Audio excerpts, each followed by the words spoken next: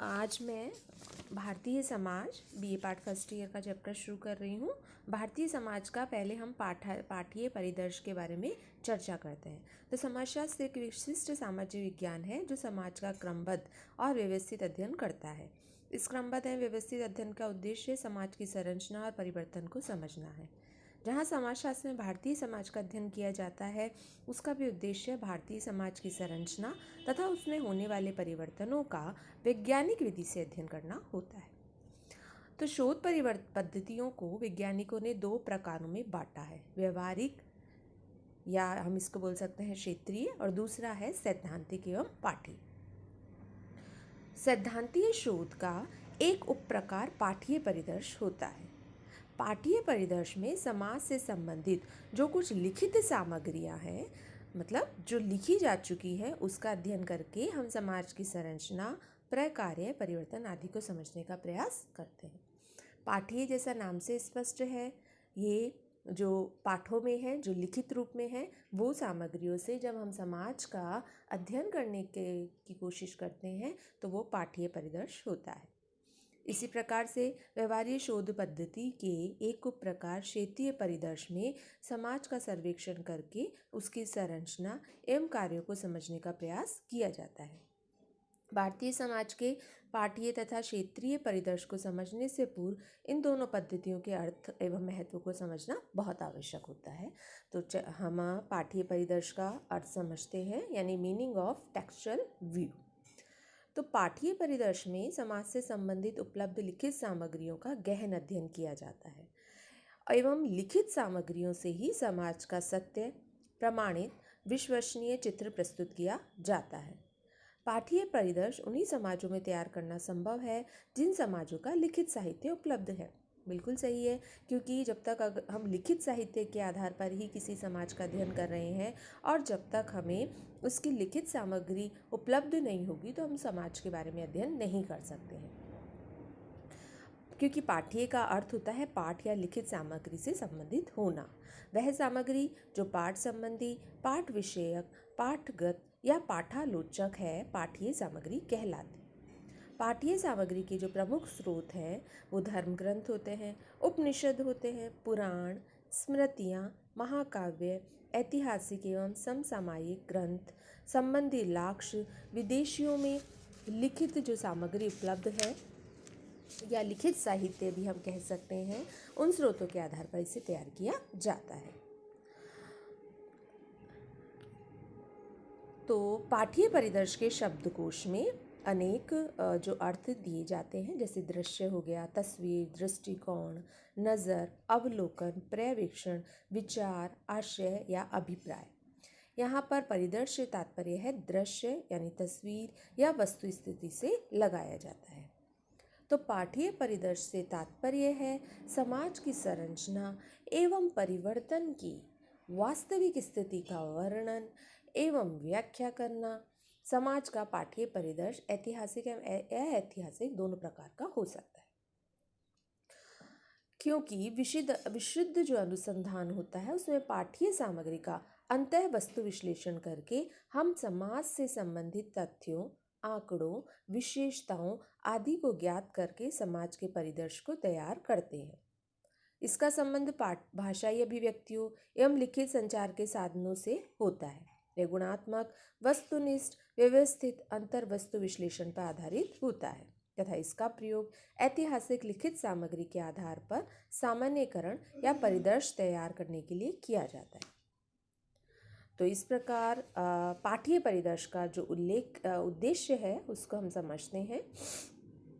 पाठ्य परिदर्श के विश्लेषण के चरण या फिर इसका उद्देश्य इस प्रकार है। अध्ययन की रूपरेखा, सबसे पहले हम इसका निर्माण करते हैं, फिर संबंधित लिखित सामग्री को एकत्र किया जाता है, अंतः वस्तु का विश्लेषण करने के लिए तथ्यों का चयन किया जाता है, इकाइयों का चयन होता है, फिर इकाइयों का वर्गीकरण होता है, तथ्यों का वर्गीकरण एवं व्याख्या होता है, पाठ्य परिदर्श प्रस्तुत करना। तो इस प्रकार ये इसके स्टेप हैं जिसको हम फॉलो करते हैं।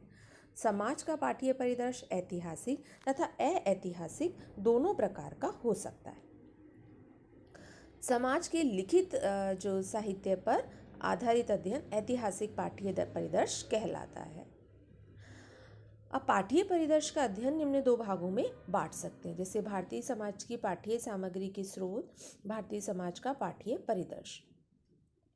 भारतीय समाज की पाठ्य सामग्री के स्रोत के अंतर्गत हम पढ़ते हैं कि ऐसे कौन कौन से स्रोत हैं जिससे हमें भारतीय समाज में भारत के समाज किस प्रकार थे हम उसकी जानकारी प्राप्त कर सकें। तो इन सबको हम 5 भागों में विभक्त करते हैं। जैसे फर्स्ट है भारतीय धर्म ग्रंथ, यानी इंडियन रिलीजियस जो बुक्स हैं उसमें हमारे समाज, हमारे परिवार, कर्तव्य, कृषि, इन सब के बारे में किस प्रकार लिखा गया है। दूसरा होता है ऐतिहासिक एवं समसामयिक ग्रंथ, यानी उस समय जो ऐतिहासिक थे और उस समय के काल में किस प्रकार का समाज चल रहा था। तीसरा है पुरातत्व संबंधी साक्ष्य। फोर्थ है विदेशियों के विवरण और फिफ्थ है मध्यकालीन पारसी एवं अरबी साहित्य। तो सबसे पहले हम चर्चा करते हैं भारतीय धर्म ग्रंथों के बारे में। भारतीय धर्म ग्रंथों में सबसे इम्पोर्टेंट फर्स्ट हम बात करते हैं ब्राह्मण धर्म ग्रंथ की। तो ब्राह्मण धर्म ग्रंथ हैं उनको हमारे 4 वेद पाए जाते हैं, जैसे ऋग्वेद, सामवेद, यजुर्वेद, अर्थवेद सर्वोपरि स्थान रखते हैं, तथा अन्य धार्मिक ग्रंथों में जैसे ब्राह्मण, आरण्य, उपनिषद, वेदांत, सूत्र ग्रंथ, स्मृति साहित्य, महाकाव्य, पुराण आदि। इन ग्रंथों के पाठ्य अध्ययनों से ज्ञात होता है कि तत्कालीन भारतीय समाज एवं संस्कृति की दशा कैसी थी, तथा इस काल के उपनिषदों से हमें आर्यों के धार्मिक जीवन वे किस प्रकार व्यतीत करते थे, वे राजनीतिक जीवन किस प्रकार व्यतीत करते थे, उनकी सामाजिक संरचना, आर्थिक जीवन किस प्रकार का था। इसके साथ साथ ही उस समय समाज क्या था, परिवार क्या, कर्तव्य, कृषि आदि से संबंधित प्रथाओं एवं उत्सवों की जानकारी मिलती है। इनमें राज्य, मनुष्य के पारस्परिक संबंध, वर्ण, आश्रमों का भी विशद विवेचन मिलता है। तो भारतीय समाज के विकास से संबंधित सामग्री के महत्वपूर्ण स्रोत हैं स्मृति साहित्य, महाकाव्य, पुराण, मनुस्मृति, याज्ञवल्क्य, नारद, बृहस्पति, पाराशर स्मृतियाँ, रामायण, महाभारत, प्राचीनतम महाकाव्य उल्लेखनीय स्रोत हैं। इनमें तत्कालीन राजनीतिक, भौगोलिक, संस्कृति, समृद्धि, रहन सहन आदि का विस्तृत विवेचन मिलता है। दूसरा हम बात करते हैं बौद्ध धर्म साहित्य के बारे में।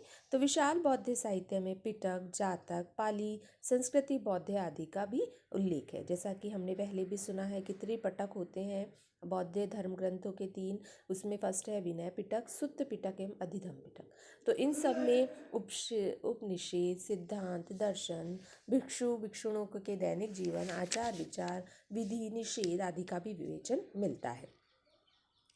तो जातक धर्म ग्रंथों में बौद्धकालीन भारत की सामाजिक, सांस्कृतिक, धार्मिक, आर्थिक, राजनीतिक व्यवस्थाओं की महत्वपूर्ण जानकारी मिलती है। जैसे कि पाली बौद्ध, संस्कृत बौद्ध धर्म ग्रंथ में अशोक तथा उनके वंश, इस काल से संबंधित सामाजिक सांस्कृतिक विशेषताओं का वर्णन मिलता है।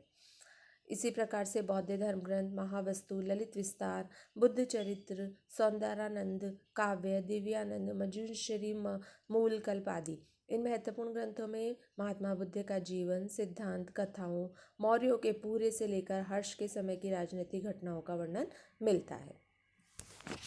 उसी प्रकार हम बात करते हैं, थर्ड है जैन धर्म ग्रंथ।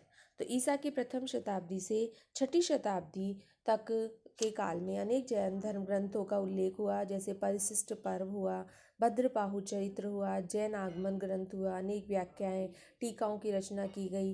जैन धर्म ग्रंथ के महत्वपूर्ण ग्रंथों जैसे कथाकोश, त्रिलोक प्रज्ञप्ति, लोक विभाग, पुष्पाश्रव कथाकोश, आराध्य कथाकोश, स्तर वीरावली, आवश्यक सूत्र, भावती सूत्र, कालिका पुराण आदि महत्वपूर्ण ग्रंथ हैं, तथा इन ग्रंथों में तत्कालीन भारतीय समाज की बहुत सी महत्वपूर्ण परिदर्श सामग्री मिलती है। तो इस प्रकार हमने अपने बौद्ध जो उस समय के हमारे भारतीय धर्म ग्रंथ थे उनके बारे में चर्चा करी है।